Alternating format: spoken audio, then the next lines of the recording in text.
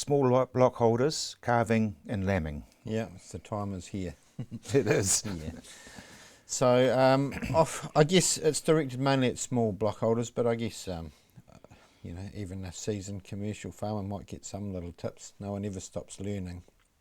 So I guess that the big issue as far as problems are concerned is where it all starts, and so to be ahead of the game and prepared is obviously a major benefit, along with all sort of animal health issues, preventative and otherwise.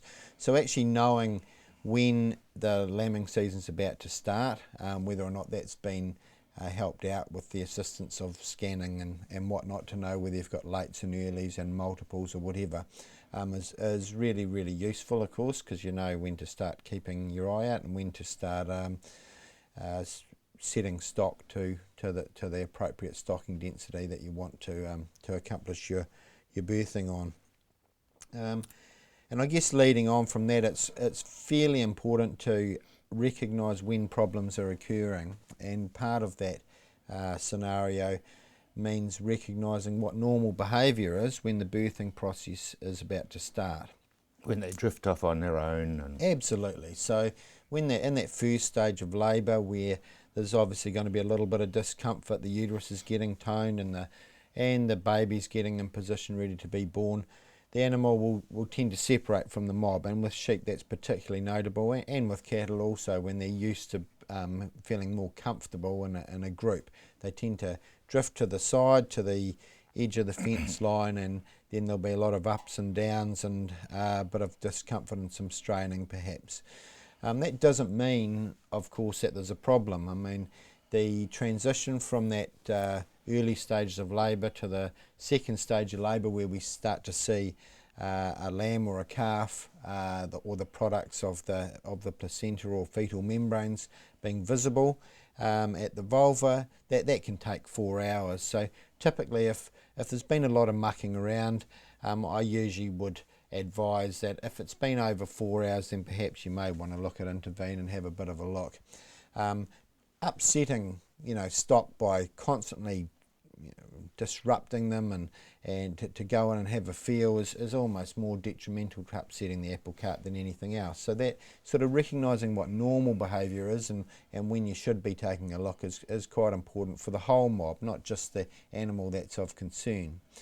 And the next thing then, you've established, once there's been an establishment made that things should be moving quicker and there's clearly some problems, then personal hygiene obviously is very important, both for the health of the ewe or the cow, as well as the farmer, him or herself. I mean, obviously we've talked a lot in recent times about diseases such as salmonella and things that can cause abortion, and that obviously results in a birth, and those bugs obviously are transmitted through the products of the birth and can easily be transferred to the person handling the stock, which we need to be aware of. But on top of that, of course, we all know that at this time of year, in farm environments, rural environments, that hygiene is very hard to keep very, very at a very high standard. It's not a birthing suite in a hospital, it's a paddock. And so keeping things as clean as possible is going to go a long way to prevent problems later on with that ewe or cow. I don't sort of see farmers wearing latex gloves though. No, but you know what? They probably should have a stock of plastic shoulder-length gloves and lubricant. It's much easier to barrier against these things, and you can still feel what's going on. So once you've established that, we really need to check what the problem is, and invariably it's going to be what we call a malpresentation. And I think the understanding has to be made that by and large there's two normal presentations. One is an anterior or front way presentation, which involves both front legs and the head coming just behind the front legs. So the pelvis is engaged with all three of those structures, and if one of them's missing, you're not going to get the animal out. You're going to have to correct that presentation and get both front legs and the head engaged through the pelvic canal.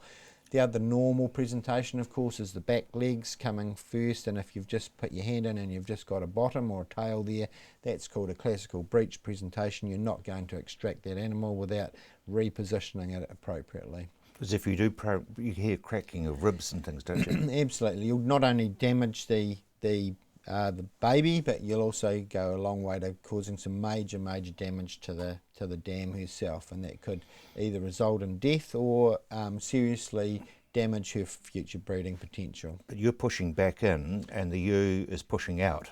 That's right. It can be difficult, but typically with those two species, when we're talking about cows and sheep, it can be accomplished. Very important to work out in your own mind whether you've got a front or a back leg. Remember, it's blind, you're only going by feel. And so the way I kind of remember it is the fetlock or the ankle type setup in these animals bends around in one curve, and then with the back leg we'll get a zigzag kind of approach with the hock bending the opposite way to the fetlock, and with the front leg both the knee and the fetlock bend the same way. So if you flexing the limb and it turns into a sort of C, then you've got a front leg. If you flex the leg and it zigzags, then you've got a back leg. And check on the mother. That's because right. you can pick it up from the mother as well. Yeah, exactly. And I think the other thing is just be aware, particularly in multiparous animals, particularly ewes, just ensure that all those legs are from the same baby. And not one of each. Exactly, because that can be another real problem